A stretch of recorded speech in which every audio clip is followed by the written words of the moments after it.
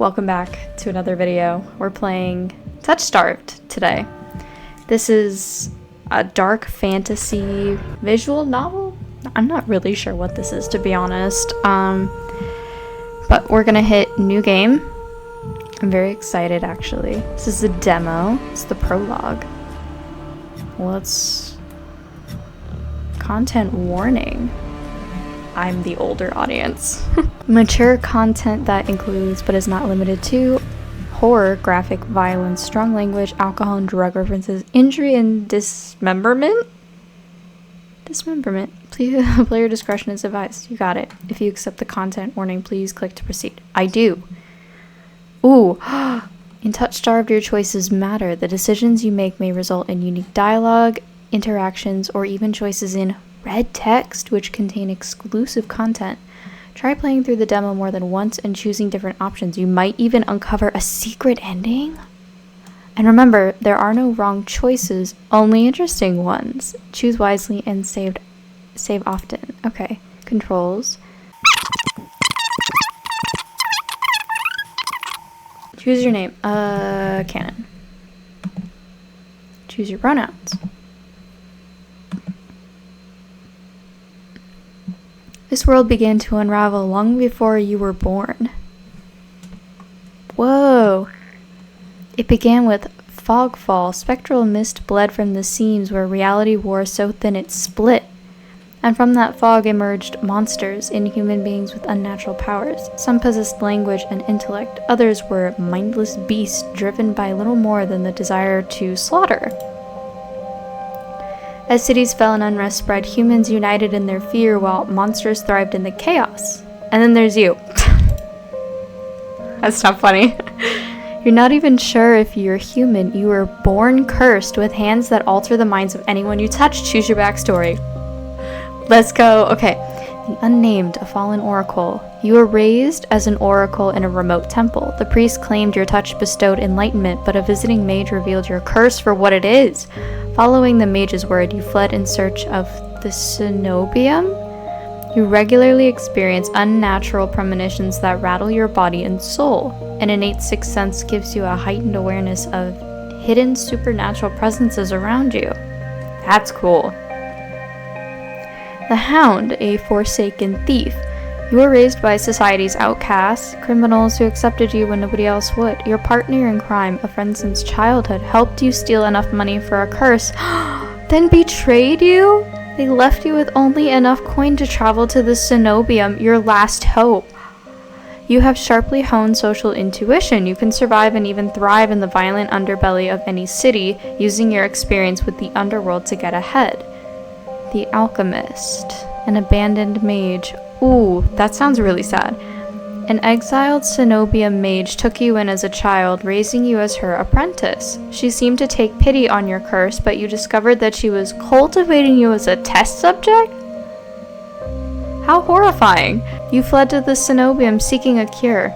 You are an experienced spellcaster with encyclopedic knowledge of alchemy, spellcraft, and history. With a little observation, you can identify the subtle effects of magic. I like the Unnamed and the Alchemist. These are all gonna help us out a lot. Like, there is not a single skill in this that won't help us survive. I guess we'll go with the Alchemist. That seems like it's up my alley the most, so. Your name is Canon. You selected Shira pronouns. Your backstory is the Alchemist is correct. Yes, sir. Yes'm. Ooh. Black screen. Oh, I like the visuals. The wasteland stretches as far as the eye can see. There's nothing out here but death, the ever-present stench of decay, and countless sun-bleached bones cast like seeds across the barren land. That's a cool way of describing something. I could say death doesn't scare me, but to tell the truth, I'm desperate. It's been 2 weeks since I joined a caravan bound across the wastes. Finding a group that would accept me was a trial in itself. As rations grew sparse and my canteen ran dry, I began to despair, but then I saw it. Whoa, that's so cool! Iridia, the City of Knowledge, one of the last bastions of humanity left in the world and home to the famous academy called the Cenobium. These visuals are gorgeous. All the world's knowledge gathered in one place. If there's anywhere I'll find a cure for my curse, it's there. Wow, this is beautiful. All that stands between me and a cure is a final stretch of salt-soaked wastes, or so I think until I see the first tendrils of fog snaking beneath the wagon. Oh no! Oh, I can't get over these visuals. Is this fogfall? My stomach sinks at the very whisper of it. A silent storm more devastating than fire, dangerous in cities but a death sentence beyond them. Oh no. This is so cool. A thick blanket of fog engulfs us, smothering out the lantern's light. The wagon lurches to a stop. I'm like so invested in this. An eerie silence, heavy as the mist falls over us. The only warning we get is a strangled scream. Oh, I'm not gonna scream right now, but stay back. No. That's not funny. The cry dissolves into wet gurgling. Jesus, that scared me. Then the wagon violently pitches to the side. I hit the ground hard, the air punched from my lungs. When I open my eyes, adrenaline lends sudden awful clarity to the carnage around me. A trader I once shared bread with lies face down in the mud, their back reduced to long strings of torn muscle, gleaming gristle, and exposed bone. Bodies litter the wasteland. That's a really nice description, though, I'm not gonna lie. Oh, what is that? I try to rise, but my ankle explodes with pain. So blinding, white blooms across my vision. Only when my eyes adjust do I see the dark shape in front of me. What the fuck is that? A soulless? Stoops over the twisted form of a caravaner. I freeze, but it swivels its head. A dozen bulging eyes twitch in my direction and blink as one. Ugh. Well, I'm like on the edge of my seat. The soulless lets out an ear-splitting shriek and runs at me. But right before it reaches me, the beast barrels past, vanishing into the mist. Distantly, a horse screams in the dark. I need to move now. Ooh, run for the city or head towards the wagon. Fuck. We're gonna go for the city. We're gonna make a run for the city. I take off, running deeper into the haze. The fog is so thick that I fear I'm headed in the wrong direction until I see a dim pinprick of light emanating from the shadow of a spire. Let's go! It's faint, but it's enough. I came too far to die here. Oh my god! Rapid footsteps echo all around me. I turn in circles, frantically searching the opaque mist for the source, but the fogfall twists and stretches sound. Suddenly, the caravan's driver bursts forth from the fog. Our eyes meet too late. He slams into me, knocking me to the ground, and slips in a patch of mud. The soulless falls on him as soon as he slows. No! It catches the driver by his throat and rakes his stomach with razor-sharp claws. He comes apart like wet paper, spilling intestines and viscera in a steaming tide. Holy shit. Fighting the urge to heave, I claw frantically through the slippery muck for a handhold. Shit. So me. My hand catches on the jagged edge of a rib jutting up from the water. Bandages unfurl around the gouge torn deep into my palm. The pain's quickly forgotten when a hand closes around my wrist. Traveler, can you stand? Oh shit. One of the travelers from the caravan leans over me. We need to run. Kind of attractive. They reach for my hand and I realize too late that my bandages have come undone. No, don't touch me! The sensation of their thumb brushing the back of my hand sends a shiver down my spine. Were we that touch-starved? Oh. Oh, I see what it means by touch-starved. All it takes is one touch, and in the space of a breath, my curse takes hold. Shit. Oh my god. Jesus. Their lips peel back into a deranged grin. I'm just gonna insert some like chipmunk laughter or something here. No, I've seen this face countless times before. This is my curse. Madness of my own making? Oh god, their grip on my hand tightens until pain radiates from my knuckles. Let me go. Suddenly, clammy hands crush my throat, choking off my breath. Holy shit. Die? Oh my god. Hello? Spit bubbles at the corners of their mouth and flecks my face. Oh, that's gross. The edges of my vision darken as my lungs scream for air. Fight them off? My nails gouge deep into the traveler's wrist, but no matter how much blood I draw, they don't flinch. No, you have to go for the eyes. Are we stupid? The more I struggle, the tighter their grip grows. My pulse hammers in my ears, slowing with each thudding beat. Oh, fuck, we're gonna die here. This can't be happening. I'm gonna die, and not because of the fog fall or the soulless, but because of my own curse. I hate when that happens. Tears sting my eyes. No, not here. Not like this. The hands drop from my neck, leaving me wheezing for air. My lungs burn with each ragged cough. My vision clears, and the traveler's face takes shape, hovering inches from mine, lips still split in that macabre smile, even as blood seeps between their teeth. They give one last shuddering breath and slump over the claws hooked through their stomach. I've never been more grateful for that thing in my entire life. The soulless shoves the body aside, and the glowing eyes studying its leathery skin thin as though grinning. Oh, wow, there's a lot going on in this scene. There's a flash of claws. Reds spill across my vision. I thought there'd be pain, but as I sink into the murky water, all I can feel is the grit of silt filling my mouth and the icy embrace of shallow water. Ew. Also, can I take a moment and appreciate the soundtrack and the audio visual the audio elements? So great. Distantly, I notice an arm resting among an outcrop of reeds, mine neatly severed at the elbow. It should have taken both arms. Without them, maybe I could have survived. Maybe I could have had a home. Instead, I'll die cold, alone, and face down in a desolate wasteland. That's so depressing. A fitting end for a monstrosity like me. That is so sad. Oh, that's so sad. Oh, if this is death, it's not as bad as I feared. The cold is gone, as is the choking stench of bog water. I could drift forever, cocooned in oblivion, until all thought and sensation vanished. No curse, nobody howling at me in madness and terror, nothing at all. The thought has a terrible appeal to it. But the next moment, I take a reflexive breath. Air pours into my lungs, then out in a ragged gasp. I can't take myself seriously. I'm not saying that out loud. You could not pay me enough to say this out loud. Feeling comes flooding back. Warm cloth on my bare skin, a firm surface underneath me, a strange tang of sulfur in the air. Do not be afraid. See, now that sounds like some shit that you would be afraid of.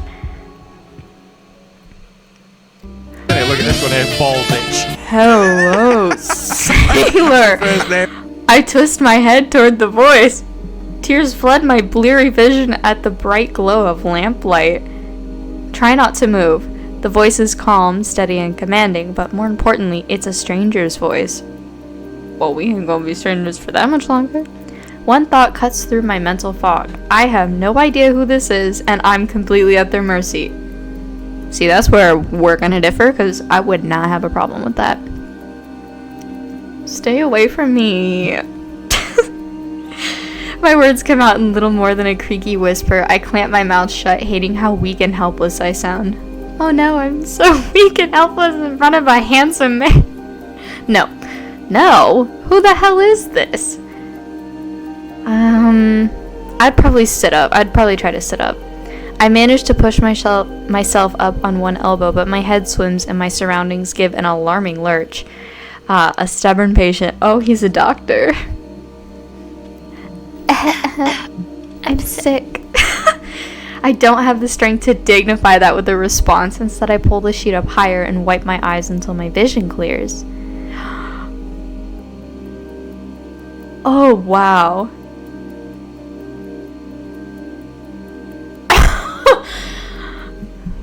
Wow. He looks like the love child of Kaya and Zhongli. I'm just saying. The stranger towers over my prone form. Warm light reflects off his pristine medical coat. Instinctively shrink back, and that's when I notice that I'm completely naked except for a thin linen sheet. Okay, nudity is not an inherently sexual thing, so. Naked, lying on a low cot with a pair of sharp golden eyes watching my every move. The man's gaze flickers to my exposed, unbandaged hands.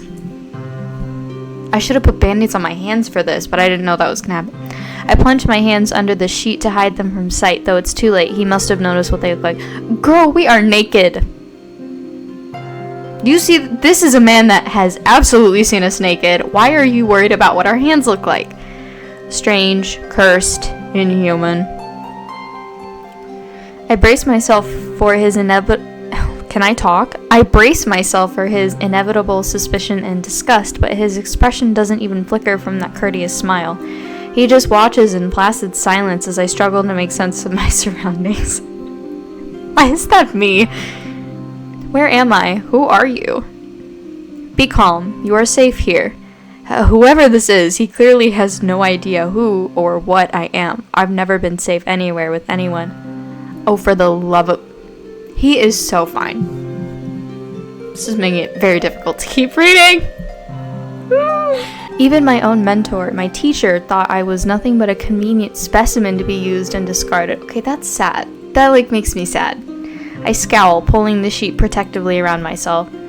Where are my clothes? Okay, yeah, that's a mood. The man's golden eyes narrow slightly. A sharp sigh rustles the papers in his hands. I see you are not to be dissuaded. Yeah, no shit, my guy. Just because you're a doctor does not mean I trust you.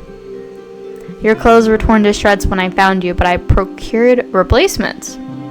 I mean, shit, I'm not gonna say no to free clothes. With a soft creak, he stands from his chair, giving me a better view of my surroundings. I seem to be in some sort of medical clinic. Bottles of silvery alchemical concoctions line the counters in neat rows. The air makes my nose twitch, a faint whiff of smoke and something distinctly metallic that I can't quite place. Oh, he is so fine. Oh! Even his clothes look like a mix of Zhongli and Kaya's. The doctor produces a large, dense bundle of cloth, which he sets at the foot of my cot. He's easily a head taller than most, and I have to crane my neck to look at him. Thank you. Could you step out? I was raised polite. I'll say thank you. I should be polite if I can, especially since I don't know who this is, what he can do, or what he wants with me. We're kind of smart, at least. Thank you. Look at his hair. Oh my god, his hair is so long. You are welcome. I will leave you to get dressed. With a curt nod, he leaves through a narrow door. I hear a soft click as the lock turns behind him. I count to 3 in the sudden silence. When I don't hear any more footsteps, I reach for the bundle of clothes.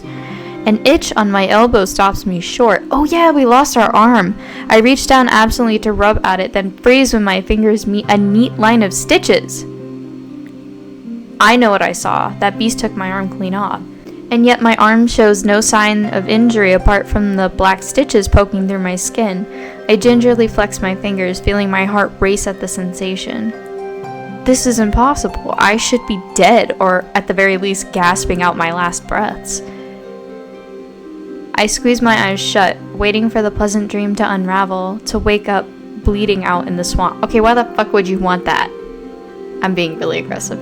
But nothing happens. The seconds tick by and my arm remains resolutely healed, my surroundings pristine and quiet.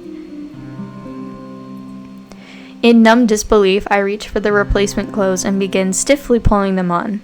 They're thicker and warmer than mine were, with a black woolen cloak to go with them. But there's one thing still missing. My bandages. My glasses. I need to stop making that reference. It's not funny. The golden-eyed man didn't leave me with any, even though I know he saw my hands. I slide off the bed and take a few unsteady steps towards one of the drawers. If this is indeed a doctor's clinic, there must be bandages somewhere. I start opening drawers at random, and of course, that's when the door swings open once more. Are you looking for something? I whirl around, clutching a thick roll of clean bandages. I try to step back from him, but my legs bump up against the edge of the cot. Your caution is understandable, though if I meant you any harm, you would know. That's true. That doesn't make me feel better in the slightest, but he makes no move toward me, so I quickly wind the bandages around my hands. The glowing scars and mottled skin disappear under a layer of clean white cotton. May I ask why you need additional bandages? I clench my jaw. I knew it would only be a matter of time before he asked about my hands, though the way he does is strangely roundabout. Hold on, we're gonna save this really fast. And then we're gonna return. Say nothing, glare at him. I'm gonna decline to answer. Well, that's a very personal question, and I don't really want to answer. Is that so? Surely you realize that I can only help if you tell me what ails you. He's right. An involuntary snort of laughter escapes me. Where would I even begin? Would he even believe me if I told him? No. Best to keep my curse to myself for now and learn more about him first. Not that I'd mind that. Who are you? You may call me Kuris. Kuris? Kuras? Kiris? I'll figure it out. And where exactly am I? Iridia, which I assume was your caravan's destination. I can think of nowhere else for a group of travelers to go. Iridia. So I made it to the City of Knowledge after all. I should feel relieved, but all I can manage is a vague sense of increasing unease.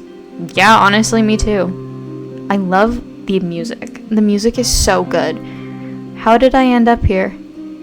I brought you to my clinic, of course. You were the only survivor from the caravan, barely clinging to life. You needed immediate treatment. Which you provided? Yes. Such a mood.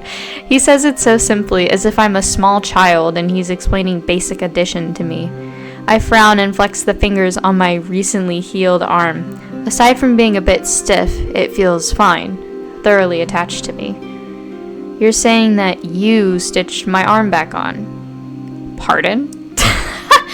I would be so offended if I told someone I was a doctor, I treated them, and they go, so you're the one that did it? I'd be like, get the fuck out of my clinic. A soulless attacked the caravan. It ripped everyone to shreds. It tore my arm clean off. But when I woke up here, I spent my entire life learning from a Cenobia mage, and I know of no alchemy or magic that could reattach a severed limb. Even if he somehow could heal me by magic, I should detect traces of it, but I sense nothing out of the ordinary at all. The doctor, Kiris, pinches the bridge of his nose. He sits back down in his chair, quiet for a long time. I do not know where you come from, but Iridia is the city of knowledge and deadly secrets alike.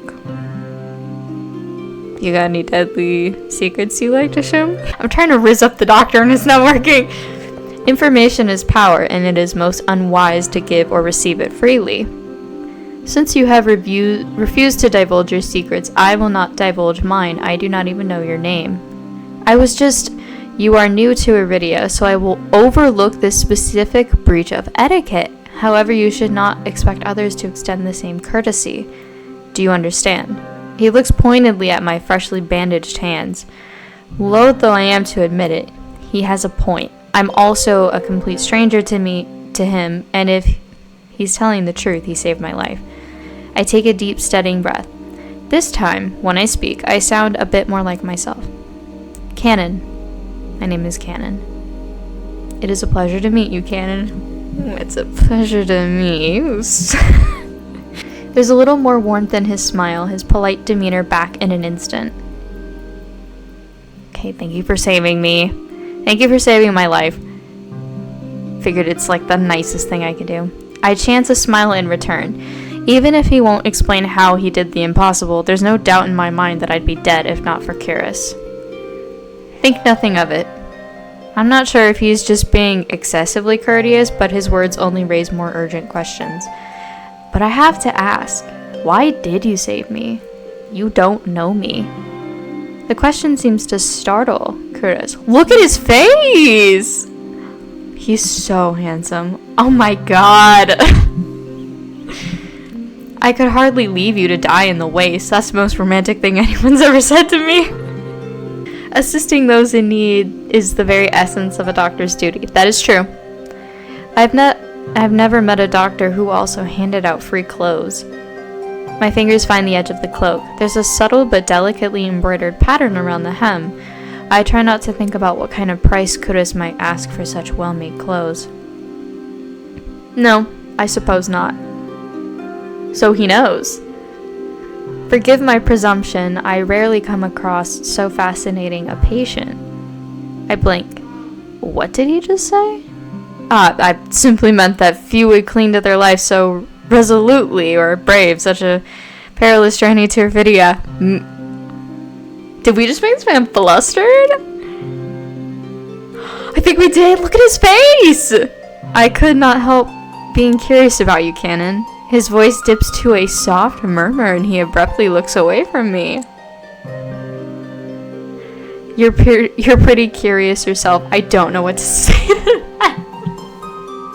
I think I would have just said, thanks? Question mark? You're pretty curious yourself. Am I? Well, I haven't forgotten about my arm. I would hope not, considering it got severed. I wiggle my intact fingers at him. Look at this man's... Look at his face, look at his face. Clearly not. But you haven't asked me for any payment either. I require none from you. Travelers do not have an abundance of coin, and it would be unethical to leave you destitute in a strange place. Already, this is so much better than the US healthcare system. I want to go to Irvidia. I fell silent, unsure what to say to that. Nobody would help a whore like me for free. There has to be some kind of catch or trick. Right? Hello. Why did it shake the screen? It's just a knock on the door. A loud knock at the front door stops our conversation cold and spares me from having to say anything else. Thank God, because I don't know what the fuck else I would say. Whoa, look at this. I just... hold on a second, Curtis. Let me look around. I didn't even... Ooh, anatomy of a heart, mortar and pestle. I have 3 of those. It's a flex. I wonder what these are back here. Huh. Syringes. This is so cool. This is a diagram. Okay, let's see if I can guess some of these. This is your trapezius, your clavicle. Here's your heart, your superior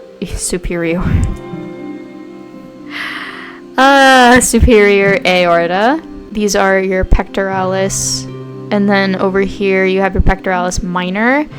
Shit, I don't remember what's right here. Across here, like, you have a muscle that goes like this. That's your masseter. It's the strongest muscle in the human body. Here, your temporal bone plate is here, but it does not look like it's showing all of that. Fascinating. And then you have your ribs. You only have about 4 actual ribs.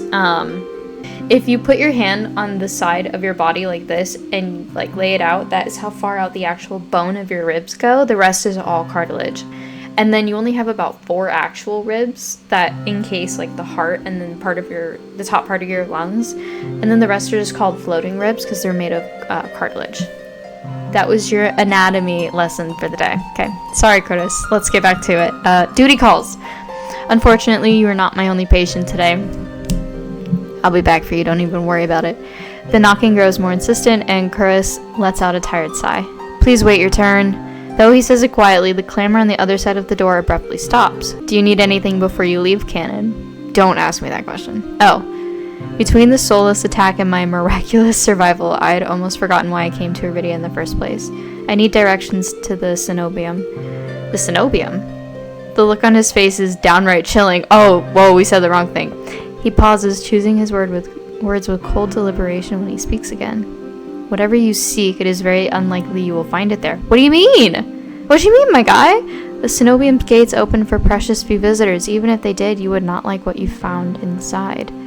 My heart sinks. Is he saying that I came all this way for nothing? Risk life and limb for nothing? No, that can't be. I've only just arrived, and Irvidia is the largest city still standing. There has to be a cure for me here. Then if not the cenobium, where would you suggest? Do you know anyone else in Irvidia? He is so fine. I shake my head. Then I suggest a local guide. Head to the Westwick and ask for Leander. Ooh. Excuse me? The what? The Westwick. It's so funny. He sounds deeply unamused. Follow the postings advertising Leander's bloodhounds. They are difficult to miss. When you meet Leander, tell him I sent you. Is there a bromance? Look at his face! This is not the last time we're seeing this man. That isn't much to go on, but Curtis points toward the clinic's back door. You will be safe so long as you do not draw attention to yourself. I'm walking out with bandaged hands. That's easier said than done. I've always been a magnet for the worst sort of attention. If you require my assistance, you may return whenever you wish. Though he's smiling, there's a note of finality in his voice. Resigned to my dismissal, I slip out the back door. Alright. And with that, because my laptop's gonna die soon, that's going to be the end of this video for now.